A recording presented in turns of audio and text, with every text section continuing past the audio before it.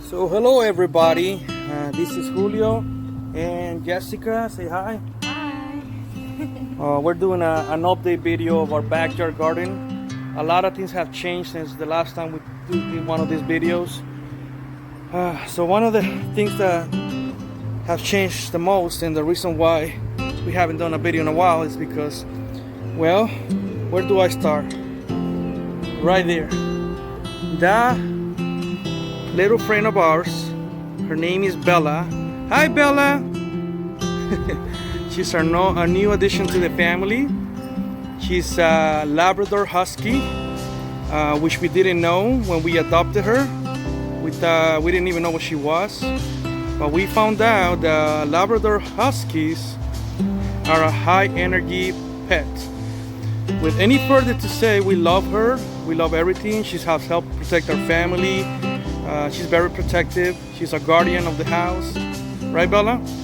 But she's also still a puppy, and it's kind of hard to keep up with her. I mean, look at all the baggies that we have picked up just since yesterday. Yes, we're talking about you. We're talking about you. So, thanks to Bella, our garden needed some redecoration. So, if you guys have seen our pictures in the past of our backyard garden, it did not look like this. So all of these trellises and all of these fencing and protections are because we are trying to keep the dog outside of our crops. Just look at my beautiful pepper trees. I used to take some pride on these trees because they never stop giving us fruit. They never stop giving us fruit. But one time we found out Bella came out here and she ate all the branches. She dug out the roots, so that's how we ended up putting all this fence around. So my beautiful, beautiful trees have suffered with the cold and the winter and the dog, and now all of the little peppers that fell in the ground, like so. See, there's another branch over here.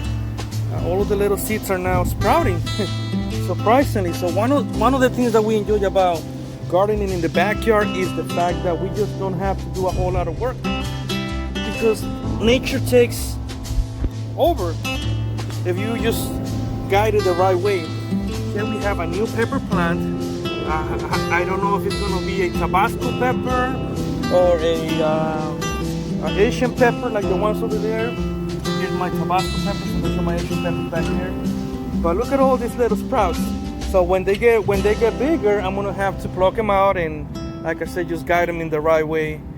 And then we were so happy that we had a papaya tree and a banana tree until Bella, our Lopsky, we're gonna call her Lopsky because we love her instead of a Lapsky. She got a hold of our papaya tree and tore down all the leaves. And then our banana tree, I guess she likes to munch on the banana tree. And all the leaves fell off in between the cold weather and everything. But nevertheless, the good news is that our banana tree is about to have bananas. Look at the little bananas right there. So we just gotta care for it and protect it and take care of it. Oh, hello there, little friend. Oh, look at that. One of our little friends right here. Oh, there he goes. Little froggy.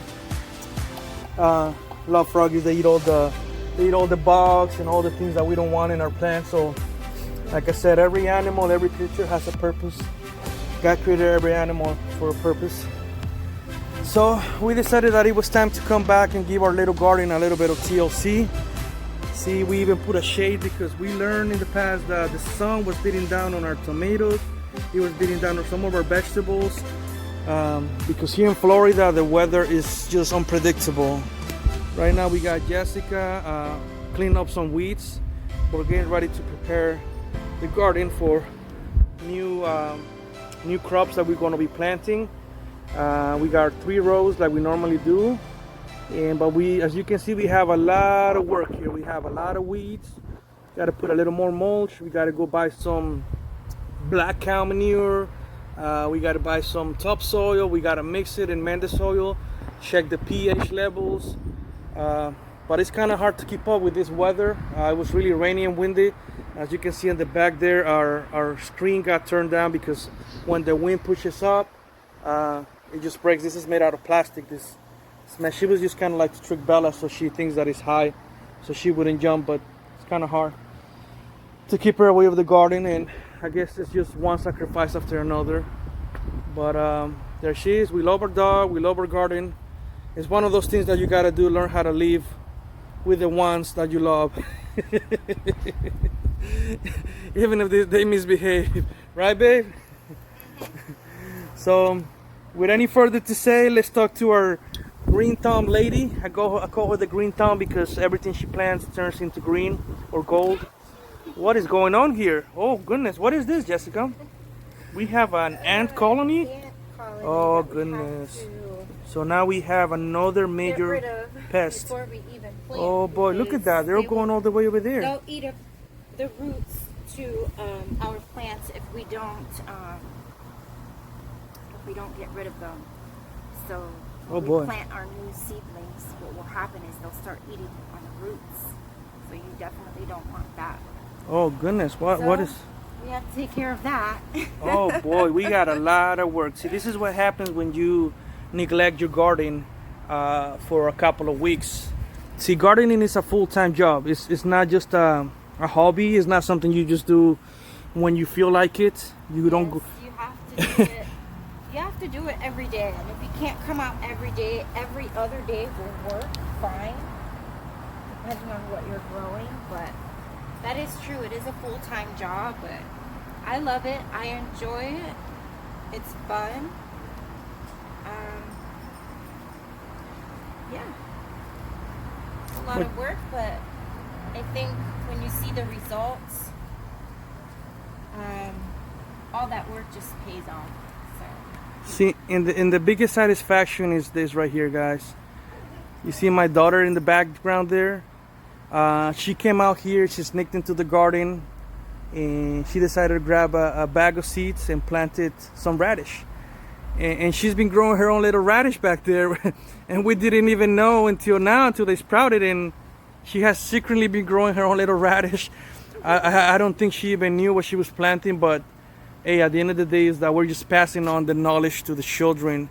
One of the major reasons why we started doing this is because we want our children to know how to be self-sufficient, how to grow their own food, how to love animals, how to take care of the land, because this was God's job to us from the beginning of creation. He gave us that command, He gave us that authority, He gave us that responsibility to take care of the land, and we have not done so.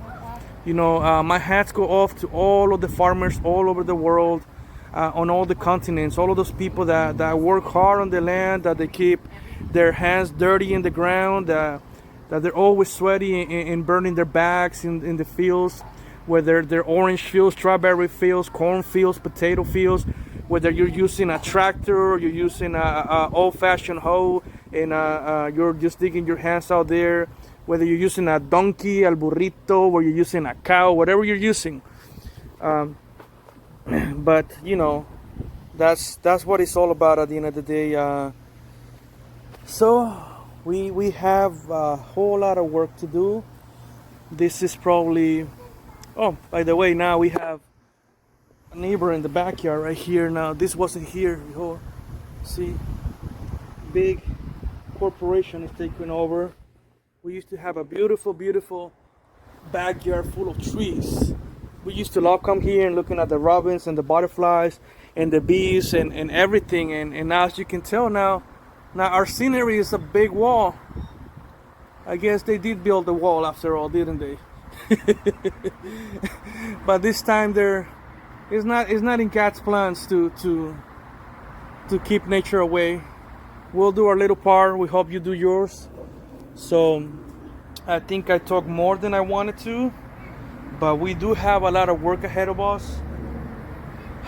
Well, here we are. It's a little update on our backyard garden. And remember, whatever you do, always thank God. Put God first in your life. Remember to put God first, family second, and take care of the land. Until next time, guys.